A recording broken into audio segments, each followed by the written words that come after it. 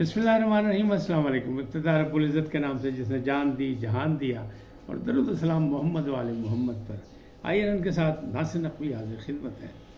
नाज़रीन, कौमी और बैनुल अक़वामी फड्डे क्या हैं, कहाँ हैं, कैसे हैं, क्या हो रहा है, ये सारी चीज़ें आपकी गुज़ार करूँगा। किंग मेकर और किंग क्या आमने सामने आ चुके हैं? सवाल है इस ईद के मौके पर। 6 जजेस का मामला रंग दिखाएगा। कौन कमान कर रहा है, कौन पीछे है, कौन आगे, ये सारी चीज़ें भी मैं आपको बताऊंगा कि हालात किस तरफ जा रहे हैं। और किस्सा सानह भावल नगर का बड़ा मशहूर हुआ है, सोशल मीडिया पे शोर पका है, और शोर होगा है कि ये क्या हो गया, कैसे हो गया।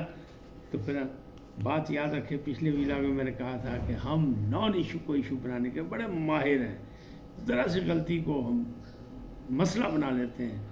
अपनी आँख का शैतान नज़र नहीं आता, दूसरों की आँखों में हम बाल ढूंढते फिरते हैं। बहरहाल, गुफ्तगू का सिलसिला शुरू करने से पहले आपसे गुजारिश, आइए इनको सब्सक्राइब करें, लाइक करें, घंटी का बटन दबाना ना भूलें और अपनी कीमती राय का इजहार अपनी शख्सियत के मुताबिक करें। जी नाज़रीन, ईद का तीसरा दिन है। उम्मीद है आप खुश होंगे, खैरियत से होंगे और ईद मना रहे होंगे। और बाकी जो मामलात रह गए हैं, आज तीसरा दिन है, उसमें हल करेंगे। फिर हफ्ता इतवार भी छुट्टी है, मतलब लंबी छुट्टी है, तो उसकी मौज मार रहे होंगे। लेकिन बहरहाल दुआएं हमारी आपके साथ हैं, खुश रहें, सलामत रहें। ताहम कौमी मामलात पर भी नज़र रखें। सानह भावलपुर पुलिस वाले उन्हें छापा मारा रवायती अंदाज में। वो एक जगह घर में घुस गए, वो गाँव था, गाँव वालों ने उनको काबू कर लिया। तीनों चारों पकड़े गए। ड्राइवर ने कुमक बुलाई और एहलकारों से हमलावर हुए और मार कुट के जनाब 2-3 बंदों को उठा कर ले गए। ये सब रवायती स्टोरी है, कोई नई स्टोरी नहीं है, पहले भी होता रहा। लेकिन यहाँ क्या था, यहाँ था कमांडो का घर, यानी एसएसजी के कमांडो का घर था। तो उसने अपने यूनिट को इतला दी। जब उसको पता लगा कि मेरे बाप को, भाइयों को उठा कर ले गई पुलिस और इस तरह मेरे घर में घुसी और उसने तशद्दुद किया, तो उन्होंने कहा जनाब हमें पता लगा था यहाँ डाकू थे। ये हमेशा रवायती सा अंदाज़ है, पुलिस वाले यही करते हैं। लेकिन फिर जो मार कुटाई हुई वो भी, फिर उनके बंदे जब आए तो उन्होंने ढूंढना शुरू किया, तो कहीं पता नहीं लगा कि बाप और भाई हैं कहाँ। और आखिरकार ये वर्सेस हो गया मुकाबला, पुलिस वर्सेस फौज। और फौज ने भी कहते हैं पंजाब पुलिस की ठुकाई कर दी। कहने वाले कह रहे हैं, आगे अल्लाह जानता है कहाँ तक कोई कहानी हुई। लेकिन आखिरी हद पे ये था कि सुलह हो गई, समझौता हो गया, नारे लगे पंजाब पुलिस जिंदाबाद, पाक फौज जिंदाबाद, और सुलह करा दी गई। लेकिन इसके पीछे तो जाना होगा कि आखिर ये वाक़या क्यों हुआ। इससे जग हसाई हुई है। एक मुनज़्ज़म अदारा जो फ़ौज है उसकी भी जग हसाई हुई है। उसके ख़िलाफ़ लोगों ने बड़े जनाब जो बड़े बैठे हैं ना, जिनका काम ही यही है कि ममलकत और ममलकत के अदारों को नुकसान पहुँचाया, उन्होंने बड़ा नुकसान पहुँचाया, उन्हें बड़ा शोर मचाया। तो अभी मामला इसकी तह तक जाना बाकी है कि किसको सज़ा होगी, जिसकी भी गलती है। खाली सिर्फ किसी को मुअत्तल कर देना कि थानेदार मुअत्तल हो गया फलान हो, यह आम सी रवायत है, ये भी कोई बात नहीं है। बाकायदा कार्रवाई। और फ़ौज भी मैं समझता हूँ कि फ़ौज तो जनाब कोर्ट मार्शल से कम करती नहीं, फिर माफ़ी नहीं देगी, क्योंकि अगर ऐसा हुआ फ़ौज जाती की तो। बहरहाल ये मसला भी हमारा ज़ाती था, जिसको हमने इतना हंगामा राई की, सोशल मीडिया पर इतना चढ़ाया कि जनाब इंटरनेशनल बन गया। शुक्र ये है कि इसराइल मसरूफ़ है और फ़लस्तीन में जो हो रहा है उस पर दुनिया जो है वहाँ पे ज़हनी तौर पर परेशान है, क्योंकि इसराइल ने हमला किया ईरान पर। बैनुल अक़वामी मामला जो है वो पढ़े ये हैं कि ईरान के सफारतखाने में हमला किया, और जिस अंदाज में वो एक कत्ल आम कर रहा है फ़लस्तीन पे, उस पर रद्द अमल था। और ईरानी सदर ने कहा जनाब हम बदला लेंगे। तो अब हर शख्स, पूरी दुनिया बगैर, सदर पाकिस्तान ने भी उनको फ़ोन किया कि जनाब ज़रा सब्र होता मुल्क से, अभी कोई नवी जंग ना छेड़ देना, जो मुल्क बचे हुए हैं वो भी इसमें फंस जाए, लेकिन मुफाहमत से बात करें। और इसी तरह अमेरिका बहादुर आ गए जनाब इसराइल की मदद करने के लिए कि हम तुम्हारे साथ हैं, फिक्र ना करो। लेकिन इस्माइल हानी, जिनका पूरा ख़ानदान मार दिया गया इस जंग में, वो कह रहे कोई बात नहीं, मेरे ख़ानदान के, मेरे जो अहले खाना थे या मेरे अफराद जो थे, मेरे बच्चे जो थे, मेरे रिश्तेदार, ये लोग भी वही हैं कि ये भी फ़लस्तीनी है, ये कोई गैर नहीं है। आम फ़लस्तीनी जिस तरह मारा गया उसी तरह मेरे भी मारा गया। तो वो बड़े सब्र तहम्मुल का मुजाहरा कर रहे हैं, लेकिन बैकफुट खेलने को तैयार वो भी नहीं है। वो कहते हैं नहीं, आखिरी जंग जारी है और जारी रहेगी।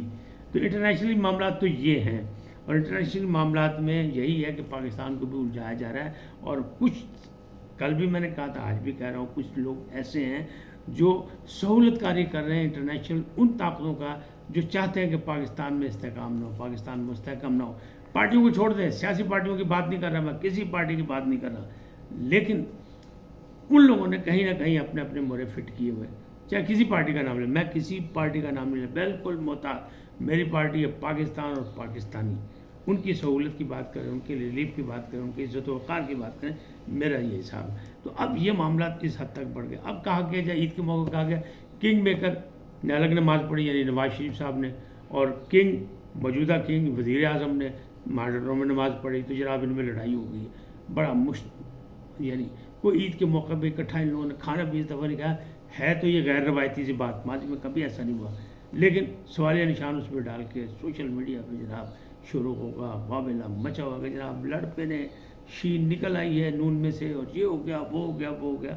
لیکن ایک آدھ دن میں ساری باتیں کلیئر ہو جائیں کہ آخر یہ حادثہ ہوا کیسے، یہ واقعہ کیسے ہوا.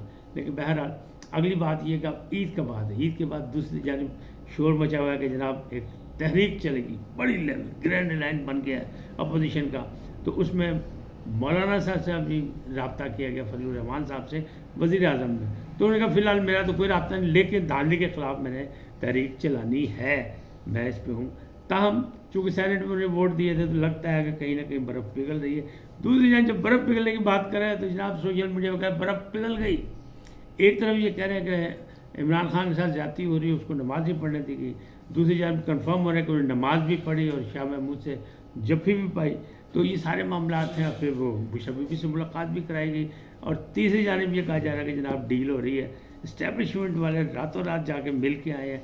تو خان نے شرائط رکھی ہیں، اور خان کو انہوں نے منہ بند کرنے کا کہا، اور خان نے شرائط رکھی ہیں کہ جناب ایسے نہیں، ایسے ہوگا، ان شرائط پہ ہوگا. اور جب تک اس پہ فیصلہ نہیں ہوتا اس وقت تک 6-7 دن، ہفتہ 10 دن کے لیے بشا بی بی کو بھی ڈیالہ جیل پہنچا دیا جائے میرے پاس. ہمارے پاس جگہ بڑی ہے، 7 سیل ہے، کوئی مسئلہ نہیں ہے، ہم رہ لیں گے، ٹائم گزار لیں گے. لیکن آپ جائیں بڑوں کو بتائیں میں نے کیا شرائط رکھی ہیں، کیا چیزیں ہیں. تو وہ معاملات چاہیے. حالانکہ یہ سب ایسے ہی زبردستی کا ایک دوسرے کو حوصلہ دینے کی بات ہے، اور زبردستی کا سوائے انتشار کے ابہام پیدا کرنے کا اور کچھ اس میں نہیں، صداقت کوئی نہیں ہے. لیکن ہو رہا ہے، لگے ہوئے لوگ کرنے والے کرے جا رہے ہیں. اب 6 ججز کی بات کریں. 6 ججز کا فیصلہ عید کے بعد ایک طرف وہ تحریک چلانے کا گرینڈ لائن کا، اس میں مولانا صاحب سے تو بات ہوگی. مولانا صاحب ابھی فی الحال نرم گرم ہے، ابھی وہ طاقت اس طرح نہیں سامنے دکھا رہے. لیکن اپوزیشن جماعت جو ہے، یعنی عمران خان کے حمایتی اور ان کے ساتھی جو باقی جو ہیں، وہ لوگ یہ کہہ رہے ہیں کہ ہم کچھ نہ کچھ کرنے جا رہے ہیں. دوسری جانب 6 ججز کا معاملہ آئے گا، فل کورٹ بنے گا.